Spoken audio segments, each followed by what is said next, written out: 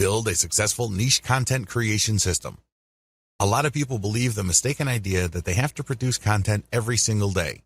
In their minds, the more content they have, the more Google will index and the more traffic they would get from search engines. Absolutely wrong. It depends on your niche. For example, if you are a publisher of an online newspaper, you have to publish at least once a day. Oftentimes, news is updated several times a day. But if your niche is fairly static, like, let's say, insurance, and you're not offering insurance news, then you should publish once a month at most. The key here is to prioritize quality over quantity. This is how you will dominate your niche. Focus your firepower on one amazing piece of content and spend the rest of your time promoting that awesome piece of content. That's how you build an empire.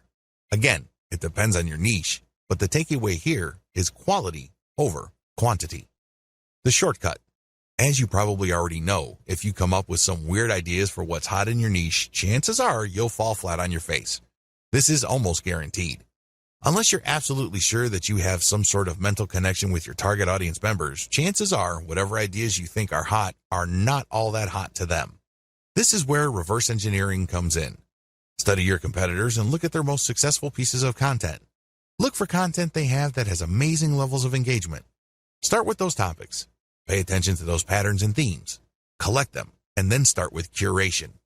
Your first step must be curation. At this point, you really don't know what works and what doesn't work. At this point, all you know is your niche and your container for your niche. Accordingly, you should get the best pieces of content and populate it on your social media accounts. Market your accounts to try to get engagement for them. Pay attention to click patterns. Which pieces of content get a lot of clicks? Which pieces of content get a lot of engagement?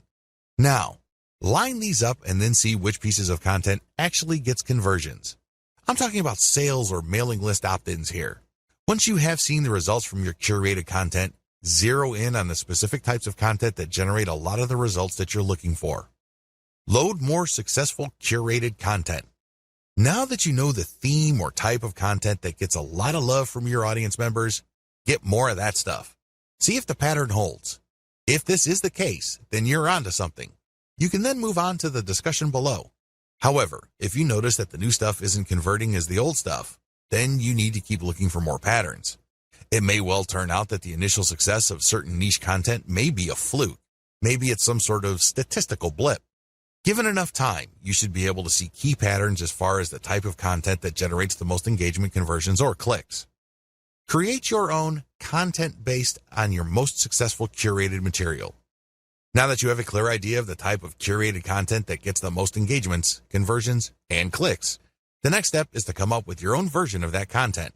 You have to remember, when you're curating content, you're just pumping traffic to somebody else's website. It's still benefiting you because you get to use their content to build credibility and authority with your audience members. However, you're not getting actual clicks to your site. The conversions that you get are either ad conversions because you mounted this curated content on your blog, or your social media profiles because you put an affiliate ad on those pages. Still, these third-party pieces of content don't result in traffic to your specific site. When you create your own content based on these successful curated pieces of content, you build traffic to your site. How exactly do you improve on successful curated content? First, you can feature updated content. By simply making sure that your version of your niche's most successful content has the most up-to-date information, you can improve the quality of existing competitor content out there. Next, you can provide multimedia for this type of content.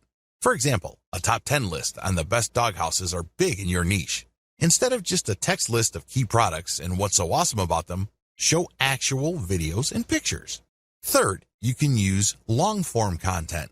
What if I told you that search engines actually reward longer pieces of content with more traffic than shorter pieces of content? This should be fairly easy to understand because the longer your content is, the more keywords it has, and the more this can trigger Google to send traffic that targets those keywords. Look at your competitors' most successful content and come up with longer versions of them. Fourth, you can simplify the most successful curated content you can find so that your audience members would find them easier to understand. This can involve diagrams, and this can also involve rewriting the materials in 8th grade English. Do what you have to do to make sure that this material is as accessible to your niche audience as possible.